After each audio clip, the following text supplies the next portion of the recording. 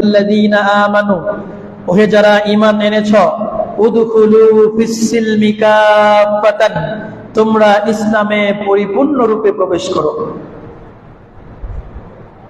আচ্ছা, পরিপূর্ণরূপের একটা ব্যাখ্যা আমি দিয়েছিলাম, সম্পূর্ণরূপে গ্রহণ করে নাও।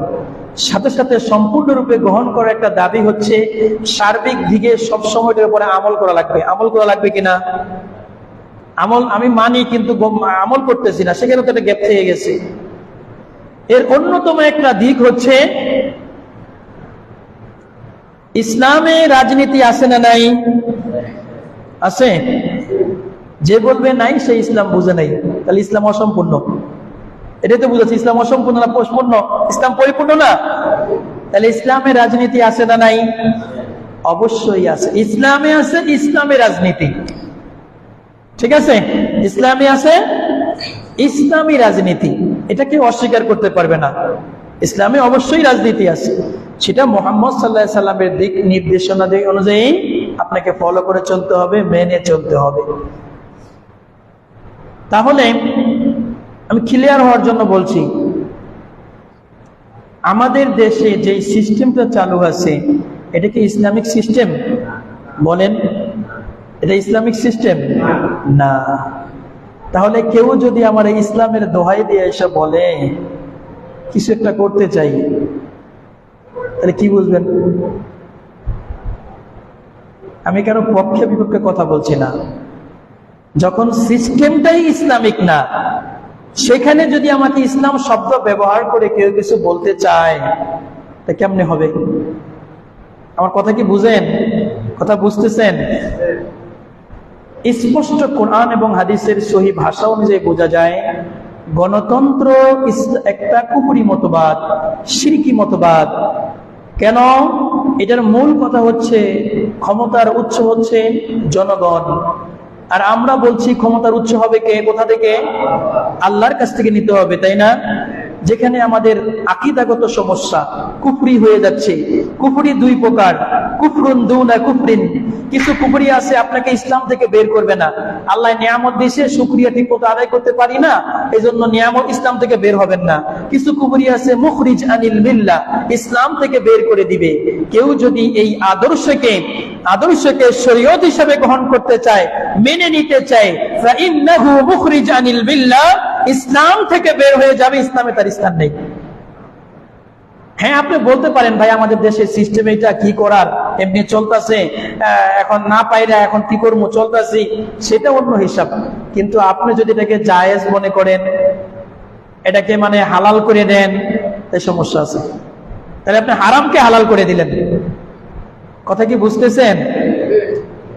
এই মতবাদ, এই সিস্টেম, মদিনা ইউনিভার্সিটি পড়ার সময় এগুলো একটা সাবজেক্ট আমাদেরকে একটা উস্তাদ পড়াইতেন। উস্তাদের নাম হচ্ছে শেখ জয়ফুল্লাহ শামরানি। বইয়ের নাম ছিল মাযাহিব ফিকরিয়া, পৃথিবীর বিভিন্ন মতাদর্শ, যেমন এই ডেমোক্রেসি, তারপরে তো আপনাকে লাইব্রেরিয়া, তারপরে আপনার সেকুলারিজম, এগুলোর উপরে আলমানিয়া, মাসোনিয়া, এগুলোর বিভিন্ন একটা সাবজেক্ট আছে। মানুষের তৈরি করা যে কোনো মতবাদ, মানুষের তৈরি করা যে কোনো মতবাদ কোনোদিন আপনাকে শান্তি দিতে পারে না।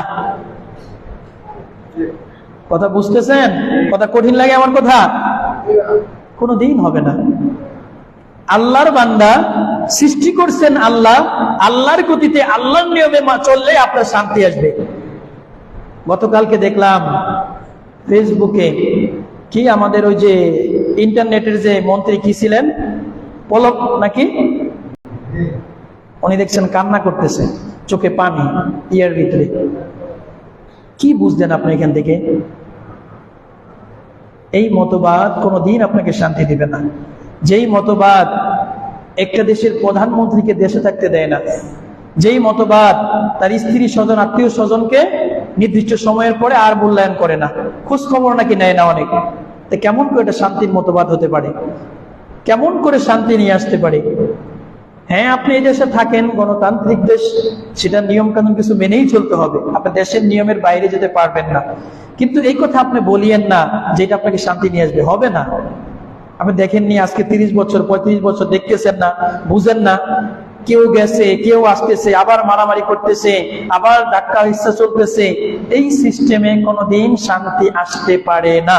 তাহলে আল্লাহর কোরআন মিথ্যা হয়ে যাবে, রাসূলের হাদিস মিথ্যা হয়ে যাবে, কোনোদিন সম্ভব নয়। তবে এই দেশে বাঁচার জন্য, চলার জন্য এই সিস্টেমে চলতে হচ্ছে, আমার বাধ্য হয়ে চলতেছে। কিন্তু কোনোদিন এই বিশ্বাস করা যাবে না, এটা হতে পারে না, হবে না। ওই দিন ফেসবুকে দেখছি একজন ডক্টর গালেব স্যারের ছেলে বলতেছেন, ডক্টর আহমদ আব্দুল্লাহ সাকিব সাহেব, যে ডক্টর গালেব সাহেবকে যখন এখন ক্ষমতায় বসায় দেওয়া হয়, তাহলে কি হবে? ভালো চালাইতে পারবে না? জনগণ তো বলতেছে অবশ্যই পারবে, কিন্তু আসলে কি পারবে? সিস্টেমে তো সমস্যা, মানুষের চিন্তা ভাবনায় সমস্যা।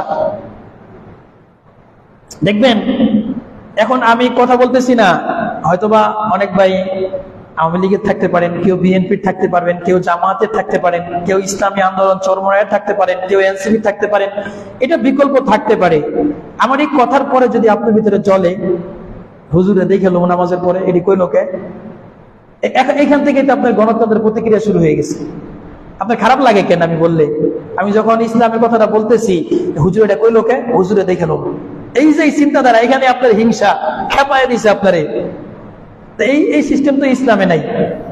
সম্মানিত উপস্থিতি, কথাগুলো আমি নর্মালি বলতেছি এই জন্য যে আপনি গণতন্ত্র করছেন, করবেন, ভালো কিছু করছেন, করেন, আমরা বাধা দিচ্ছি না।